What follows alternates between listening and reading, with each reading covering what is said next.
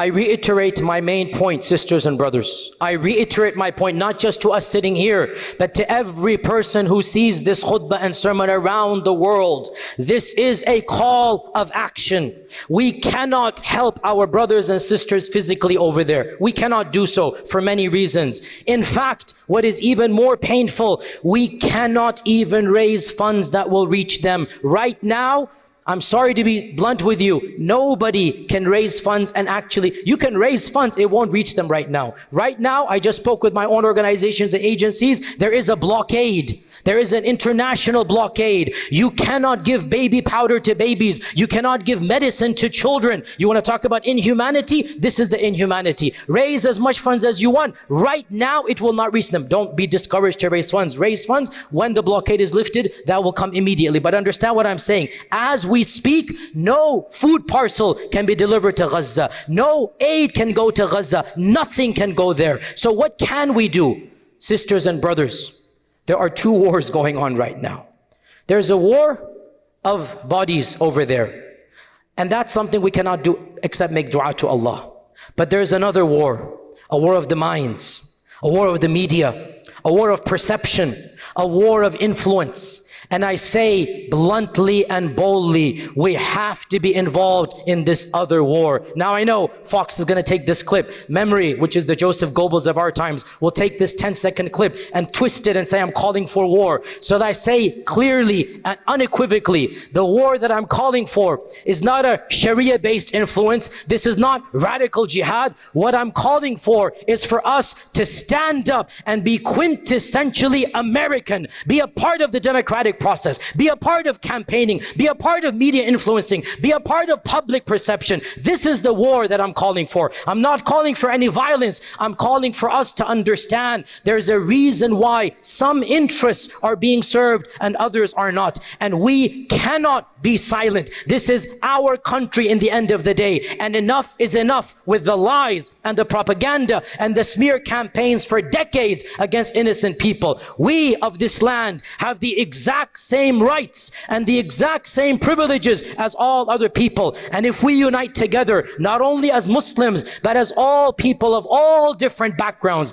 and we say to our leaders in Canada, in Australia, in England, and yes, in America, enough is enough. If we stand together and we make sure that our own tax dollars are not sent overseas when our own country lags behind. If we educate our fellow American citizens, we have given $250 billion. Do you know how much that is? It is simply astronomical. $250 billion in military aid and in monetary aid to one small country that is perpetually at war with its own civilian population. Enough is enough. Muslims, people of all faiths, why should my tax dollars go overseas? Forget who's right and wrong. I have a right and you have a right to petition, to demand, to elect people who serve our interests. I have a right that my money is spent not to build prison walls over there, but to build schools over here. Not to send bombs to kill over there, but to build better hospitals to cure over here. Why should I spend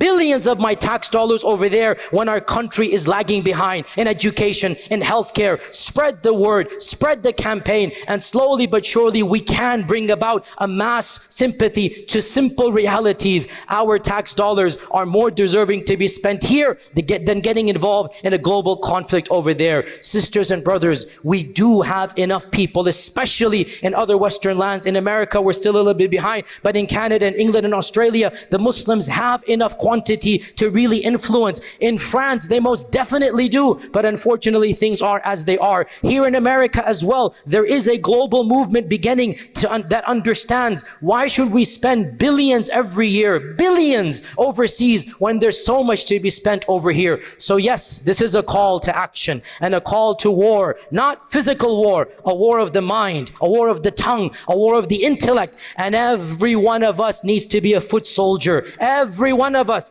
because this is a long-term battle. It might take decades. We might not see victory today, but if every single one of us begins influencing the people around us, inshallah, a change can be made. And we need allies. This isn't a Muslim cause. This isn't an Arab cause. This is a human cause. It is truly true to state, even if you take religion out, even if you take ethnicity out, this is a human cause. So we appeal to all people, people of no faith. We appeal to Christians. See how Christians are being treated in that land. We appeal to members of the Jewish faith who have conscience, who believe in the God of Abraham, who know from history what persecution means, and especially to our Jewish brethren and sisters who understand this reality. I have visited Auschwitz and Dachau. I have visited the death camps. I have heard directly from Jewish survivors of the Holocaust. I have seen a person take his hand and show me the tattoo that the Nazis have done. There's a picture of that in the New York Times. And I see what hate can do. But I say loudly and clearly to my Jewish brethren, you cannot invoke the memory of a Holocaust to inflict another potential Holocaust on innocent victims. And it is heartening to see so many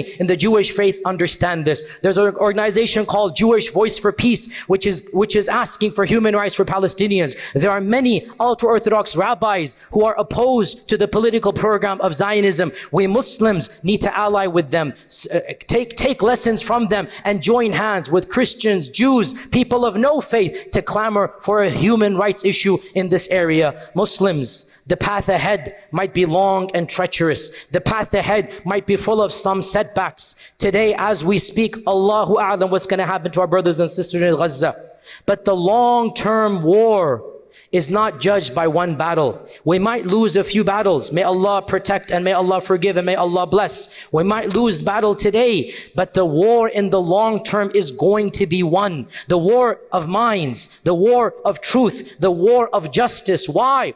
Because Allah subhanahu wa ta'ala clearly says in the Quran that the truth shall always prevail over falsehood. جَاءَ الْحَقُّ وَزَهَقَ الْبَاطِلِ إِنَّ الْبَاطِلَ كَانَ زَهُوقًا. The truth has come and batil has been vanquished, and the truth shall always destroy falsehood. Put our trust in Allah. Look forward in the long run. Realize long-term victory might have some setbacks, but if every one of us gets involved, if every one of us does our part, if every one of us gets involved in the war of the minds and the war of the intellect and the war of the media, insha'Allah ta'ala, insha'Allah, in our own lifetimes, we will see the change of tide having completely gone. And that is the promise of Allah subhanahu wa ta'ala, and Allah's promise is never going to be vanquished.